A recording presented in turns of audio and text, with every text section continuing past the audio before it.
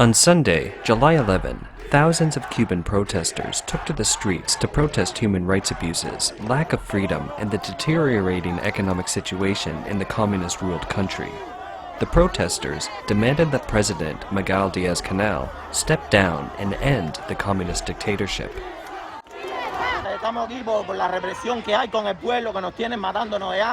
We are here because of the repression against the people. They are starving us to death. Havana is collapsing. We have no house, we have nothing, but they have money to build hotels, and they have us starving. State security beat me and my daughter, a minor. They beat us because we were walking down the street.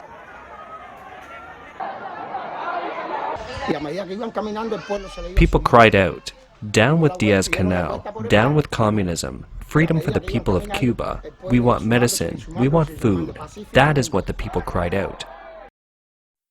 On July 12, US President Joe Biden issued a statement supporting Cuban protesters and urging the Cuban regime to respect the rights of its people. Cuba is one of the few socialist regimes currently in power. On July 6, China held a world summit of political parties, and of the 20 parties present, the only ones in power with socialist policies were China, Vietnam, and Cuba. The common denominator of socialist countries is their poor economic situation, with China being almost the only exception due to introducing a degree of a market economy. On Sunday, Cuba confirmed 6,750 new cases of COVID-19 and 31 deaths, but many opposition groups say the actual number of cases and deaths could be much higher, bringing the healthcare system to the brink of collapse. The pandemic has hit Cuba's tourism industry, one of the pillars of the Cuban economy.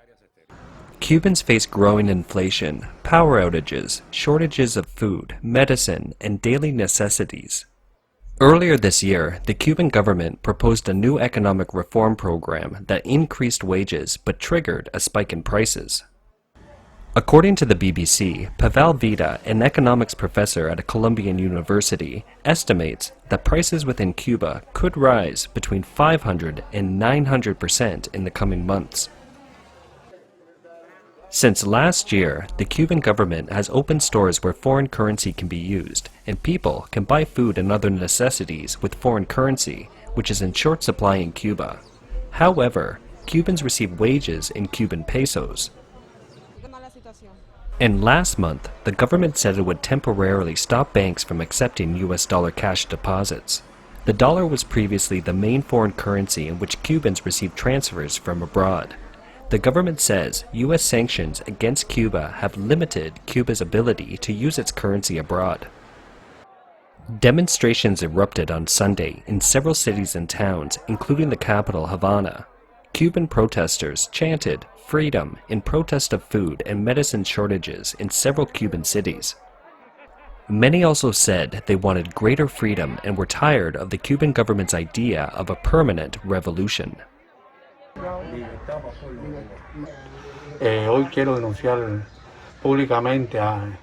Today I want to publicly denounce to the entire world the atrocious repression of the Castro communist regime that is used against the peaceful opposition in Cuba. A number of activists and people in general went out to the streets to demand freedom in Cuba, for an end to the oppression of the Castro communist regime against the Cuban people, for an end to hunger, for an end to the misery, for an end to the abuse.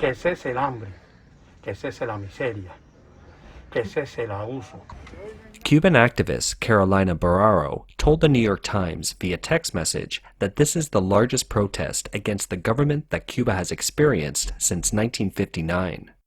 A Cuban journalist told Deutsche Welle that protests were taking place all over Cuba. She said there were protests in every province of Cuba and that this was indeed a wave of protests that swept the country. CubaLex, a human rights group for Cuban exiles, said at least 100 protesters, journalists, and activists have been arrested by authorities since the wave of demonstrations broke out on Sunday. The Cuban regime is shutting down the internet in the country. People are protesting, and the government doesn't want people to see the truth. The internet is the only way. Our weapon is the internet. If the internet is removed, then we are without weapons. What can I say? Nobody in Cuba has internet. Nobody from Pinar del Rio to Guantanamo. Nobody. It's sad. Florida Republican Congressman Marco Rubio tweeted a speech and a live video of the Cuba protest. Today, and still ongoing in over 32 cities and counting across Cuba, something very rare happened. And that is an organic grassroots movement of people took to the streets to protest. And what are they protesting? They're protesting tyranny. For 62 years, they had lived under a tyrannical regime, one that is not only incompetent, but that lies to them, that blames everything on America, even today. And these people have bravely taken to the streets to say enough is enough. They want to live in a normal country. We have to make sure that those images and those words that are coming out of Cuba get spread far and wide. We are the only way that people around the world are going to notice what is happening there. We are the only hope of spreading this message, of sending their message, of being their voice. The Cuban regime does not allow a free press. The Cuban regime does not allow political organization. They will never allow these people to organize themselves and speak freely. So we have to be those who give echo to their voice. Folks, I want to start by recognizing the remarkable protests that are taking place in Cuba. With the Cuban people demanding their freedom from an authoritarian regime. And I don't think we've seen anything like this protest in a long, long time, if quite frankly ever. The United States stands firmly with the people of Cuba as they assert their universal rights. And we call on the government of Cuba to refrain from violence or attempts to silence the voice of the people of Cuba. Miami Mayor Francis Suarez called for the U.S. to take the lead in intervening. The city of Miami has a large Cuban population. The federal Republican senators urged the Biden administration to do more to support the Cuban people. President Diaz-Canel and other senior Cuban government officials have accused the U.S. of being behind the riots. Ayer en Cuba hubo desorden, hubo disturbio. There were disturbances yesterday caused by a communication operation that had been prepared for a long time, with multi-million-dollar resources, laboratories, technological platforms, with funds allocated from the U.S. government, some that had been declared, or others from a special service. It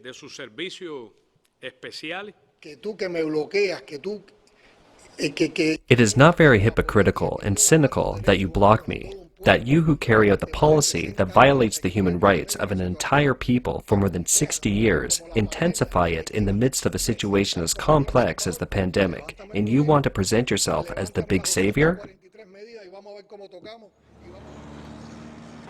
Are Cuba's economic problems the result of U.S. sanctions? Unlike Iran and North Korea, sanctions against Cuba are only imposed by the U.S., not by the United Nations, and other countries can continue to have economic dealings with Cuba.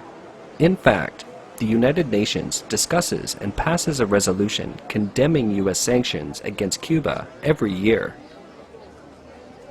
It could be argued that the Cuban economy might be better off without U.S. sanctions. However, it is too arbitrary to attribute Cuba's poor economy to the results of U.S. sanctions. One of the hallmarks of this Cuban revolt was people holding the American flag of stars and stripes. With a life expectancy of 78.3 years, a literacy rate of 99.9%, and an ecological footprint of nearly 1.8 hectares per capita, Cuba has been consistently ranked by the United Nations Development Program as high on the Human Development Index. In 2014, Cuba moved into the Very High Human Development Index category for the first time. As of the end of 2013, the UN Food and Agricultural Organization's representative in Cuba said that Cuba is currently the only country in Latin America that has completely eradicated hunger. This protest suggests that perhaps the UN has got the Cuban economic figures wrong, or that the Cuban people want more than just the economy.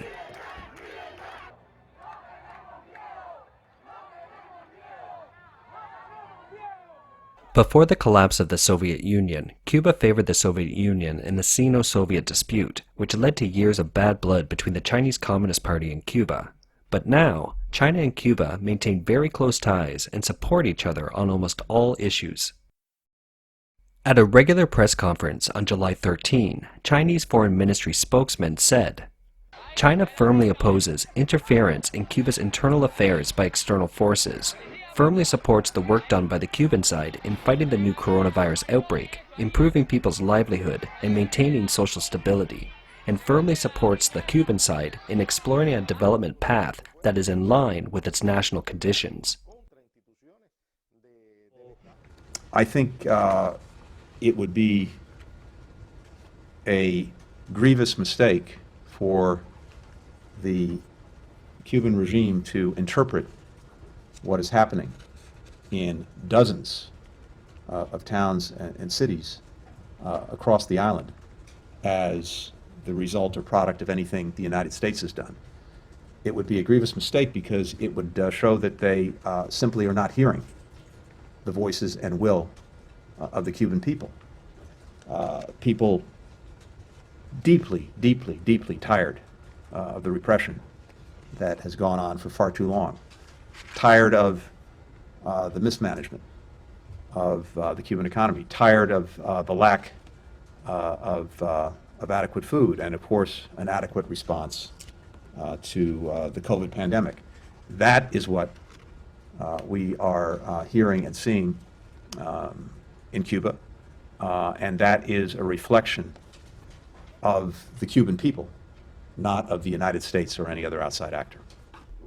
On April 19, 2021, Miguel Diaz-Canel took over as first secretary of the Central Committee of the Cuban Communist Party, the first top leader in the history of the Republic of Cuba to grow up after the 1959 Cuba Revolution and the first leader not from the Castro family. Before this protest, the last major protest in Cuba was in August 1994, when people gathered on Havana's waterfront to protest. At the time, many Cubans were unaware of what was happening in the capital. In 2011, after Raúl Castro began his presidency, Cuba took liberalization measures that brought the internet to more parts of the country. Young Cubans have access to Facebook, Twitter, and Instagram, which have become their primary sources of information. The mass protest of the public on Sunday, reportedly without a leader, was connected through social networks. According to publicly available information, ETECSA is currently the only company providing telecommunications network services in Cuba, with China's Huawei, TP-Link, and ZTE as the company's primary technology providers. It means the Cuban government can easily control the internet. In December 2020, the international nonprofit, the Institute for War and Peace, released a report questioning whether Huawei and ZTE, which have a Communist Party military background, are assisting the Cuban government in monitoring and censoring its people online. In 2017, the Open Observatory of Network Interference, OONI, released a report noting that Cuba's Wi-Fi access portal uses Chinese code and that ETECSA's login portal has Chinese comments in its source code, suggesting that ETECSA likely hired Chinese developers to manage the portal. No further news about Cuba is available on social media, and it's impossible to determine whether the protests by Cubans are still ongoing.